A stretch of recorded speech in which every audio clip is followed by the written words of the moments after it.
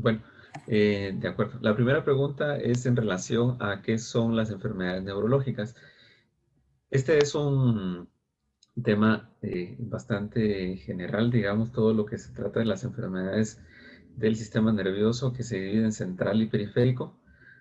Inicia a través de cambios bioquímicos tan pequeños a nivel intracelular que a partir de ahí se van produciendo cambios en diferentes sustancias intracelulares, organelos intracelulares, mitocondrias, núcleo celular, eh, aparatos de Golgi y vesículas, que estos van generando alteraciones en la configuración de esa misma célula y que éstas después pueden reproducir esta alteración en células circunvecinas y así pues ir extendiéndose el daño celular.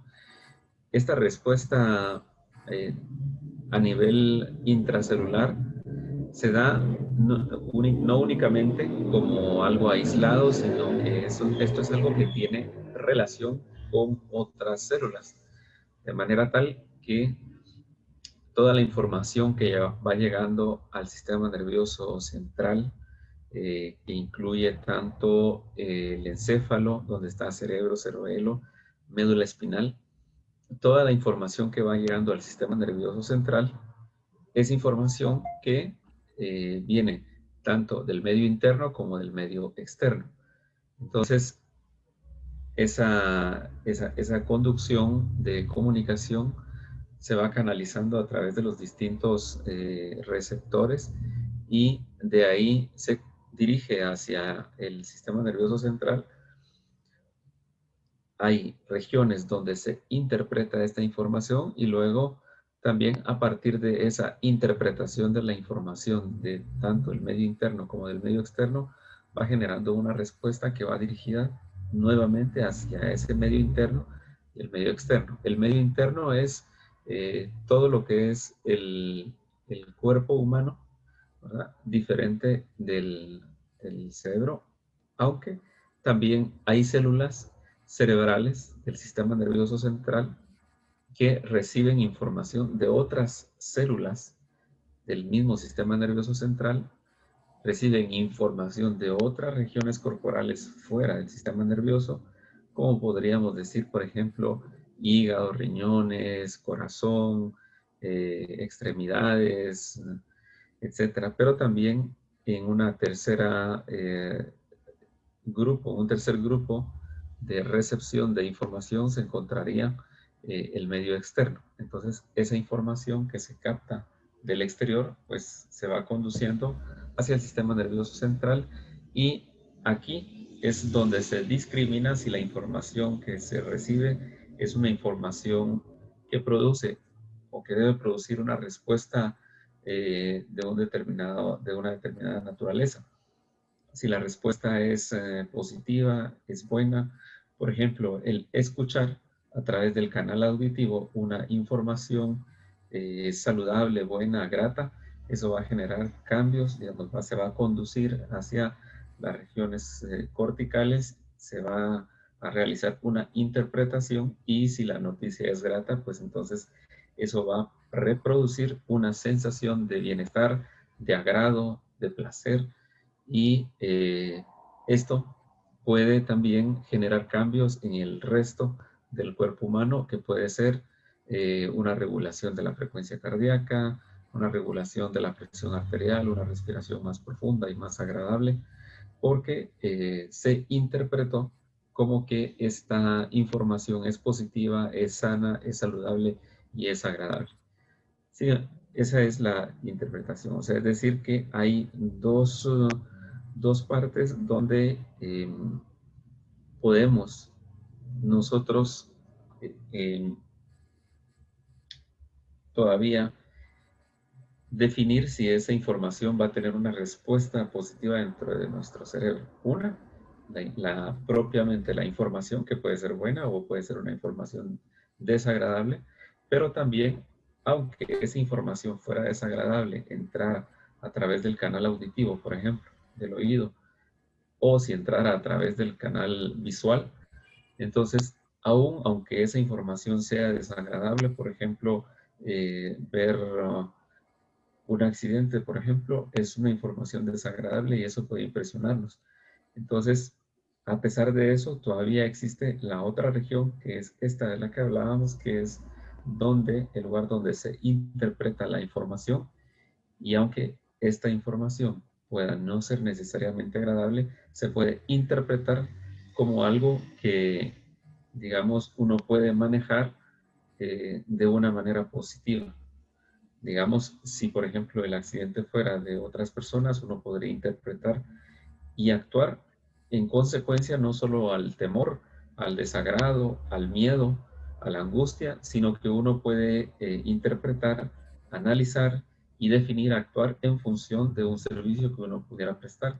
Es decir, bueno, puedo ayudar, pues voy, llego y ofrezco mi ayuda si es necesario, pero también puedo analizar, bueno, pasó esto en la calle, eh, analizo, no solamente me asusto nada más, sino que analizo, ya están atendiendo a las personas que fueron afectadas, hay una ambulancia, ya le están dando la asistencia, pues uno puede tener buenos deseos hacia las personas esperando que estén de la mejor manera posible y no necesariamente entrar en pánico, en miedo, en desesperación. Y entonces esa es una forma en la que uno puede generar una respuesta positiva a pesar de que la información que se recibe no sea agradable. Si vamos nosotros generando, eh, digamos, interpretaciones desagradables, por ejemplo, de cosas desagradables, información desagradable de lo externo, interpretación desagradable, entonces eso va a reproducir respuestas en consecuencia que también sean desagradables y entonces eso puede prolongar o puede aumentar las sensaciones de temor, de miedo, de angustia, de desesperación y eso dar una respuesta, por ejemplo, a nivel del sistema cardiovascular, de taquicardia, de episodios de hipertensión, de taquipnea, que es la respiración rápida, perdón, también puede generar respuestas físicas de temblor en las manos, por ejemplo, sensación de frío, estas son respuestas autonómicas también. Entonces, podemos, digamos, generar consecuencias negativas a nuestros organismos si después de recibir una información desagradable en cualquier canal auditivo o visual, hacemos una interpretación dañina, desagradable, perjudicial, también se puede generar una respuesta que va a impactar a nuestro cuerpo de manera negativa. Eh, esa es una forma en la que nosotros podríamos infringirnos algún tipo de daño. También, si por ejemplo nosotros recibimos, que sería todavía peor, recibir información agradable del exterior, pero interpretarla como algo desagradable. Por ejemplo, hay personas a quienes les gusta cantar, digamos, por poner un ejemplo. Entonces, es alguien que se preparó para realizar, para reproducir una canción o, por ejemplo, para declamar o para tocar un instrumento en público. Es algo, por ejemplo, alguien que les guste tocar guitarra, es algo tan agradable para esa persona eh, que en algún momento, pues, se le pide que se presente un público que puede ser pequeño, puede ser grande. Y eso genera en las personas, puede generar cierta tensión emocional. Eh, es normal hasta cierto punto y hasta cierto nivel y en cierta medida. Pero si ese episodio o esa situación agradable genera en nosotros, digamos, respuestas desagradables, entonces eso quiere decir que estamos haciendo una interpretación errónea del ambiente. La persona podría estar preparada técnicamente para hacer una presentación en público digamos, una presentación de guitarra, por ejemplo, pero sus niveles de tensión sean mayores de algo que pudiera ser normal, ¿verdad? Y entonces ya, por ejemplo, se reproduce en esta persona una taquicardia que no se puede controlar un episodio de hipertensión, demasiada sudoración, temblor de manos. Y esto se podría presentar, pues obviamente, durante la presentación o podría presentarse también antes. Y entonces, por ejemplo, podría ser que la persona tuviera un desvanecimiento tan así antes de su presentación, un día antes, la mañana antes de presentarse. Entonces, la interpretación que nosotros hagamos de ese episodio puede producir respuestas dañinas a nuestro cuerpo. Entonces, resumiendo, ya sería dañino que de un evento desagradable hagamos una interpretación errónea, porque esto va a dar respuestas negativas en nuestro cuerpo, pero sería peor aún si de un evento agradable, de una situación buena, nosotros hacemos una interpretación errónea también que puede producir daños. Por ejemplo, hay personas adultas mayores, pero también personas jóvenes a quienes se les dice que, por ejemplo, se van a ganar la lotería. O, por ejemplo, se le dice, mire, eh, a esta persona, a tu familiar, a un amigo que no ves desde hace 10 años, viene en camino y hoy va a llegar a tu casa porque se vino de no sé qué país o se vino de no sé dónde y hoy quiere venir a visitarte. Entonces se hace una interpretación, digamos, equivocada de la realidad y en vez no solamente de ser una situación agradable, eh, la persona hasta puede tener un episodio hipertensivo, una parálisis facial, puede tener un desvanecimiento, un desmayo, un síncope, un episodio de taquicardia sinusal, un bloqueo cardíaco, etcétera. Entonces, un episodio diarreico, por ejemplo, también, ¿verdad? Entonces, esas son respuestas que a partir de una interpretación equivocada generan un estrés que va a dañar directamente al cuerpo humano de la persona. ¿Sigo? Sí, ¿O una pregunta. Por ejemplo, estas, ¿cómo decirlo? Estas situaciones donde, como acabas de mencionar, esos adultos tienen estas situaciones de estrés o de ansiedad. Esto podría, bueno, hay personas aquí en Guatemala que aún siendo muy adultas aún siguen trabajando, ¿verdad? Tienen que trabajar, mantener familia, muchos familiares, hay casos que son así. Por ejemplo, de personas que tienen un estrés constante y llega a transformarse en un estrés crónico. Esto podría apresurar apresurar la presentación de síntomas de enfermedades degenerativas del sistema nervioso. O, la, la presentación de las enfermedades o síntomas. crónico-degenerativas o los síntomas, digamos, se pueden agravar por situaciones estresantes. Pero el estrés, digamos, viéndolo un poquito más antes en la historia de la enfermedad de la persona, no solamente pueden ser, como bien decías, modificadores de la enfermedad que la persona tiene, sino que también pues, pueden ser generadores de enfermedad.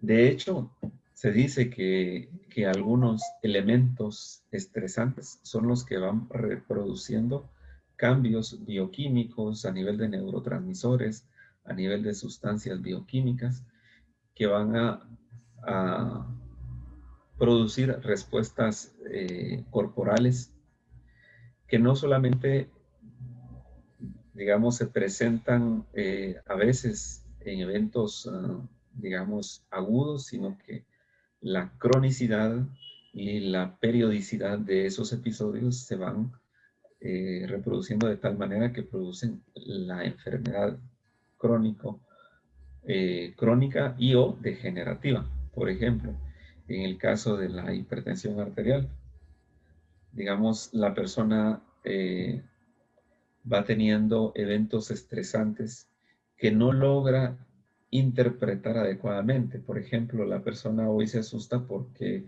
eh, entra a las 8 de la mañana y son las 8 menos 5 y tiene que conducirse lejos. Hoy, esa interpretación de su realidad le va a generar un estrés que va a hacer que su presión arterial aumente. Entonces, esta persona podría interpretar de otra manera que no sea errónea y decir, bueno, me agarró la tarde, eh, pues tendré que pedir mis disculpas, fallé, pero me voy a disculpar y asumo las consecuencias. Si me despiden, pues tendré que disculparme, o sea, me voy a disculpar, pero si hay consecuencias, pues puedo buscar otras oportunidades. Si me llaman la atención, pues estarán en su derecho, porque estoy llegando tarde. Y si no pasa nada, pues entonces, pues gracias a Dios y me pongo al día. Pero esa ansiedad antes de que se reproduzca un evento puede generar estos cambios cerebrales. Pero supongamos que esta persona tuvo esta interpretación inadecuada de su realidad, que ciertamente pues hay un fallo, hay una equivocación, hay un error, se levantó tarde, algo sucedió, pero se puede interpretar de una manera positiva y no echarse la culpa a sí mismo o echarle la culpa a los demás, sino tomar la responsabilidad y tomar una actitud distinta, una buena actitud. Eh, pero si interpreta mal su realidad, toma una decisión inadecuada, eso va a repercutir. Puede ser que se suba su presión arterial. Tiene otro evento la otra semana, por ejemplo, que para las personas que trabajan en contabilidad y todas estas áreas, es decir, bueno, la otra semana hay cierre, es fin de mes, y entonces tengo que presentar y empieza a generarse una situación de estrés, otra vez subida de presión arterial, taquicardia, etc. Pasa eso, pasa el final de mes, el principio de mes, y luego viene el cumpleaños de no sé quién, de un familiar, y entonces, ¿y qué le voy a comprar? Y bueno, ese otro evento también va haciendo que se suba la presión, que, digamos, a partir de una interpretación equivocada se generen cambios, taquicardia, hipertensión, taquipnea, etcétera. Y entonces esa cronicidad después ya no se vuelve tan eventual, sino que se va volviendo más repetitiva y aunque no sea constante y diariamente, muchos eventos que se van presentando como eventos estresantes y que, por ejemplo, podrían presentarse uno cada mes, uno cada 2, 3 meses, puede ser que la persona ya no los presente en esa frecuencia, sino que cada vez sea más pequeño el intervalo de tiempo entre uno y otro y que se presente cada semana, cada 5 días, cada 3 días y luego esto se va volviendo de una manera diaria y crónica y entonces esto puede manifestarse en una enfermedad que, por ejemplo, en este caso puede ser la hipertensión. Y uno podría pensar, bueno, entonces el sistema nervioso central y la neurología que tiene que ver en esto, pues es precisamente a nivel del sistema nervioso central donde se hace la interpretación a nivel de los circuitos prefrontales y estos van generando respuestas corporales que van a dar un efecto y probablemente una enfermedad.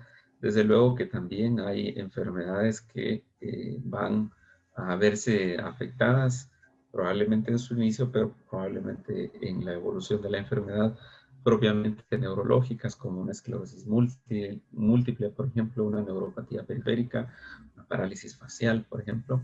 Hay personas bajo mucha tensión emocional que pueden desarrollar parálisis faciales y también la evolución de la recuperación, o decir, la evolución de la enfermedad y su recuperación, en el caso de una parálisis facial, puede verse afectada en una falta de recuperación si la persona persiste manejando niveles altos de estrés y eso, pues, en consecuencia, va a evitar que la persona se recupere efectivamente y probablemente va a quedar con una secuela de parálisis facial mucho tiempo. Entonces, el estrés, digamos, es algo que va a dañar a la persona en su salud, pero también en su enfermedad. Entonces, lo importante también es tratar de identificar qué tipo de estrés es el que afectaría a una persona en particular, eh, porque hay diferentes estresores. Entonces, cada uno de nosotros que estamos sometidos a estrés diariamente debemos identificar cómo estamos interpretando nuestras realidades todos los días, para que así podamos nosotros hacer una lectura positiva de las cosas que nosotros estamos viendo, oyendo, escuchando y experimentando. Eso Entonces, para... entonces, se podría decir que el estrés puede llegar a ser como un detonante para estas enfermedades o una causa. El estrés puede ser ambas, ¿verdad? Puede ser un detonante de enfermedades, por ejemplo, en el caso de la diabetes, una persona que recibe una noticia desagradable y al día siguiente pues tiene síntomas diabéticos, les hacen exámenes de sangre y está el resultado de que hay diabetes. Bueno, entonces dice la persona, fulanito de tal me provocó diabetes, pero realmente ya venía desarrollándose a lo largo del tiempo una irregularidad en su metabolismo y entonces necesitó solo un detonante estresor que desencadenó la enfermedad. Entonces, efectivamente puede ser así. Desencadenante puede ser también algo que deteriore la enfermedad y puede ser también un generador de enfermedades. Entonces, es importante saber manejarlos y saber interpretar todos los eventos que nosotros tengamos diariamente para poder digamos, generar respuestas positivas en nuestro cuerpo saludables. Y decía, digamos, hay, digamos, no solo un estrés en general, ¿verdad? Sino que hay, digamos, de eso hay diferentes estresores o factores estresantes. Entonces, debemos identificar cuál es el estrés que nos provoca a cada uno de nosotros, cuál es la respuesta que nosotros tenemos, porque, por ejemplo, un temblor puede provocar en una persona, digamos, un grito, una angustia, una tensión emocional, una taquicardia tremenda en una persona, pero en otra persona que esté a la par, puede ser que no lo interprete como con tanta angustia, tan fatal, y entonces pues en esa otra persona que esté a la par, puede ser que no le reproduzca pues mayor problema y que lo interprete como algo que pues en Guatemala es normal, es natural, si es muy fuerte pues hay que buscar un lugar más seguro, etcétera, pero pues cada uno tenemos diferentes interpretaciones frente a cada uno de los diferentes factores estresantes. Okay. Y por ejemplo, ¿qué pasa con esas personas que ya tienen enfermedades, esas enfermedades neurológicas, enfermedades degenerativas, enfermedades no transmisibles? ¿El estrés podría ser algún factor que pueda influir más en esas enfermedades? Sí, definitivamente sí. Tenemos personas que tienen mayor deterioro de las enfermedades y, por ejemplo, digamos, hablando, digamos, primero del caso contrario, hay pacientes, por ejemplo, con esclerosis múltiple que esta es una enfermedad degenerativa, crónica, eh, pero logran un nivel de estabilización clínica, es decir, la persona llega a un momento en que puede ya no tener un mayor deterioro, sino que se va estabilizando a lo largo del tiempo y entonces puede necesitar menos medicamentos, puede necesitar menos asistencia y la persona puede estar bien. Pero si el estrés sigue afectándole a la persona, pues esto puede ser aún más deteriorante y la enfermedad puede ser eh, progresiva y no parar en cuanto a su evolución. Okay. Bueno, y como última pregunta, yo te quería preguntar si tú tienes algún historial o alguna opinión con todos tus clientes que tú podrás recordar de cómo es que el estrés, y tú te hayas dado cuenta de que el estrés ha sido algo grande que afectó con sus enfermedades o te has dado cuenta de que tus pacientes se estresan después de que tú lees alguna noticia o algo así. Sí, sí, definitivamente. Por eso precisamente hay que tener una adecuada comunicación con el paciente para que no solamente la enfermedad como tal ya es un factor estresante, pero también la comunicación de esa información es algo que también puede generar otro estrés encima del que la persona ya va a tener que manejar por tener el diagnóstico de una enfermedad. Entonces, es una crisis que se puede presentar. La persona puede tener una enfermedad que sea degenerativa, crónica, incapacitante, progresiva, y puede tomarlo, digamos, pues tratar de tomarlo de una forma positiva.